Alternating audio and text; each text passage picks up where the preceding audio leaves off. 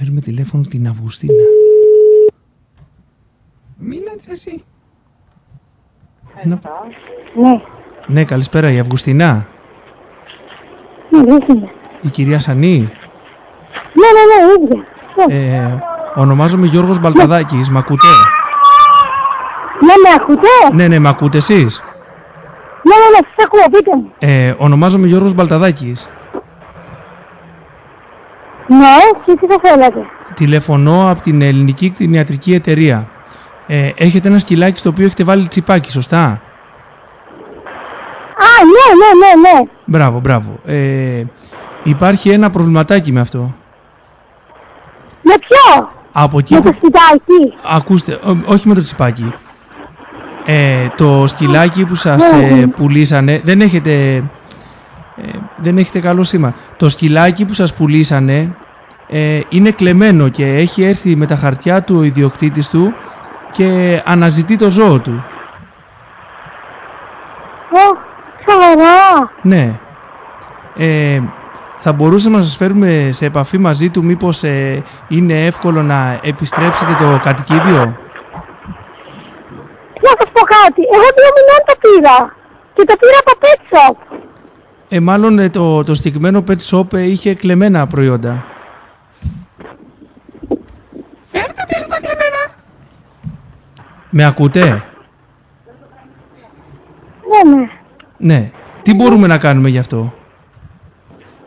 Συγγνώμη, εσείς πού βρήκατε τα στοιχεία μου? Σας επαναλαμβάνω. Εγώ δεν θυμάμαι να κατέγραψε το σκυλί φήμη. Αφού έχετε βάλει τσιπάκι στο σκυλάκι, μπορούμε να ξέρουμε τα πάντα. Εγώ καταγράψω το τσιπάκι σε μένα, δεν το θυμάμαι αυτό. Βεβαίως, μπορούμε να ξέρουμε ακόμα και τι γίνεται μέσα στο σπίτι σας την ώρα που κυκλοφορεί το σκυλί εκεί. Ναι, θέλετε να με ξανακαλέσετε λίγο, δεν σας ακούω πολύ καλά, γιατί είμαι έξω. Ναι, Θέλω να αφήσετε κάποιο τηλέφωνο. Βεβαίως, θα σας πάρω εγώ σε λίγο. Σε πόση ώρα να σας πάρω? Σε ένα τεταρτάκι. Σε ένα τεταρτάκι θα σας πάρω. Ναι, ευχαριστώ πάρα Να είστε πολύ. καλά, γεια σας. Μπίλη, πώς την άκουσες?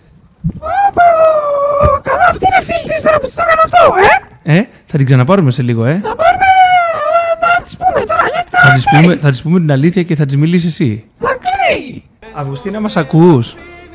Ναι, σε ακούω. Συνεχίζεις να είσαι καλά? Σε προσπαθώ. Λοιπόν, τα παράπονά σου στη φίλη στη Χρυσέλα που μας έβαλε να σε πάρουμε τηλέφωνο, όπως είπα και εκτός αέρα, να σου πούνε για το σκυλάκι σου. Μάλλον ζηλεύει που το δικό της σκυλάκι δεν το έχει σπίτι της και το έχουν αλλού, Θα τη σκοτώσω, τώρα θα τη σκοτώσω. Καλά θα τις κάνεις. Θα βάλω και το σκυλί να τη δαγκώσει, το μάθει.